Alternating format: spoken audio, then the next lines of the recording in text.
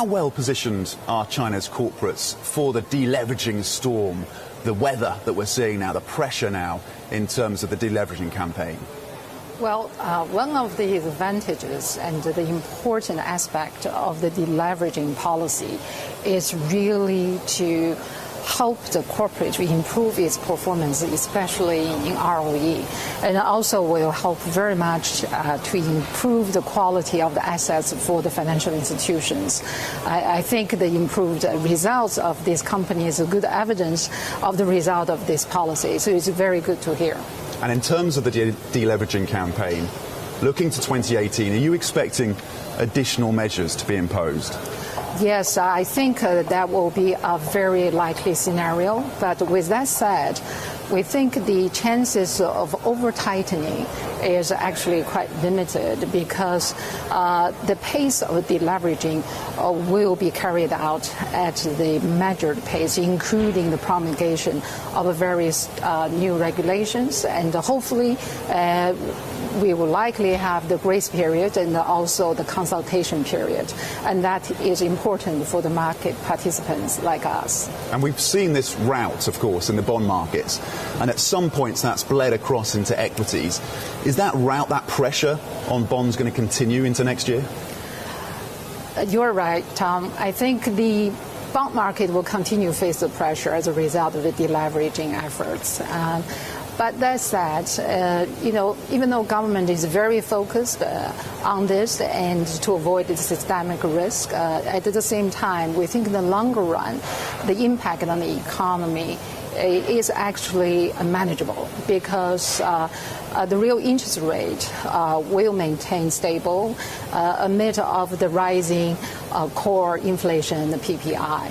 And your outlook for growth broadly for China next year and some of the key themes that investors should be looking at? Well, in terms of GDP, our forecast this year is 6.8%. Will slow down to 6.5% next year. That is very much policy-induced, as you know, because the government is very focused on the quality growth instead of the quantity growth to create more balanced economy. And as a result of that, investment in infrastructure and housing will come down, but the domestic consumption will pick up. Domestic consumption will contribute likely 2/3 of the GDP next year, which is good news. And also export will generate good momentum as the global recovery will happen in 2018. Now, look, you have conversations with some of the big corporates here, but some of the big state-owned enterprises. What's the IPO pipeline looking like for next year? The good news is that the pipeline for 2018 looks quite healthy. Just like 2017, is largely driven by the new economy sectors like technology, fintech, and Medicare, education, consumer sector. And so we also see some potentials for a couple of elephant transactions in the size above $1 billion. And so we think the equity market in Hong Kong might be also pick up. And ADR market will remain very active. Okay, and in terms of M&A, of course, we had that record year in 2016. It's come off, of course, in 2017 because of largely some of the measures being put in place by the government to stem those capital outflows. Are you expecting the M&A activity to tick up again in 2018?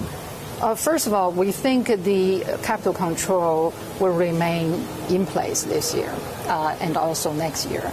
And with that said, we still see transactions that actually will be quite stable in the M&A market because there is a strong demand from the corporate side for global expansion and deals with good strategic rationale that fits the national policy and also fits the Belt Road Initiative still get approved. But that said, deals that falls under the negative list such as the hotel property, football clubs and that kind of transaction will be largely not get approvals. In terms of the reforms that we've seen and the rule changes here in China in terms of foreign financials and their ownership, their JV structures, What does it mean for Morgan Stanley? Have you had conversations with your JV partner? Are they willing to hand over, to sell a controlling stake to Morgan Stanley? Well, Tom, you know we have been operating in China for 23 years. This is great news for us because we're very committed. We'll build a great critical mass in China. We build a strong team there, and we have a great partners. And they are actually very supportive, and they would like to have Morgan Stanley with the industry expertise and the best market practice to control the joint venture. So we're now already willing and able and waiting for the implementation details. So you're well positioned? I think so. And what does it mean for hiring? Are you going to be adding to headcount here in China? Absolutely. Okay. And in terms of what it enables you to do, the new rules, does it mean that Morgan Stanley then can push out into brokering, into trading as well? The current regulation by CSRC actually already enable us to expand in all kinds of business. Certain track record are required. I think we're also in the position to do that when we decide it's the right time to do so. Are we getting closer to a point, do you think, where we're going to see foreign investment banks operating in China that would be fully listed, fully licensed, I should say, here in China? Are we getting nearer to that stage? I think, as you know, the new news that we just got about this 51% also anticipate in 3 years we can go all the way to 100%. I think with that comfort, a lot of firms like us as well will be seriously considering of launching a business the full-blown basis at the right time. And it's going to become, of course, a more competitive landscape as well, because you've got the domestic players that are now pretty well positioned, and then of course you've got a lot of interest from the foreign players looking to increase their footprint here.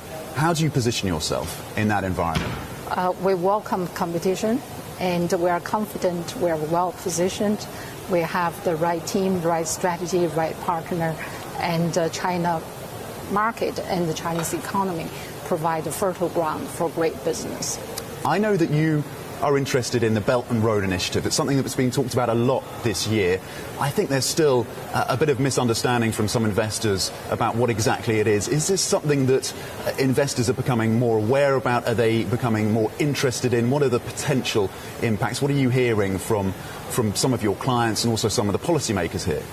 Well, the Belt and Road Initiative is largely understood as an initiative for going abroad and going out, but at the same time, it actually encompasses another element of it. Is very important, is bringing in, meaning as China expanding globally, it also will or should open up domestically. And this is not just about increased importation, but also include market opening up and sector opening up, like what just happened recently with the capital market and the security firms.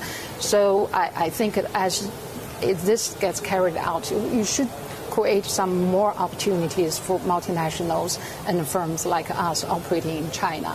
And the second aspect of it is that Belt and Road, obviously, it is has a political objective, but people often are very much focused on China's ambition to exert influence and build soft power. What they have not focused on is also its economic diplomacy, as the policymaker has put it. So this means that these investments actually all should have a very good rationale. So this will be a good way to deploy the foreign reserves that China have. So this will create a win-win-win situation for everyone. This is what I mean. The 60-plus countries will be part of the Belt and Road initiative. This includes China, of course. This also should include market participants like us. So we'll have more business as a result of this.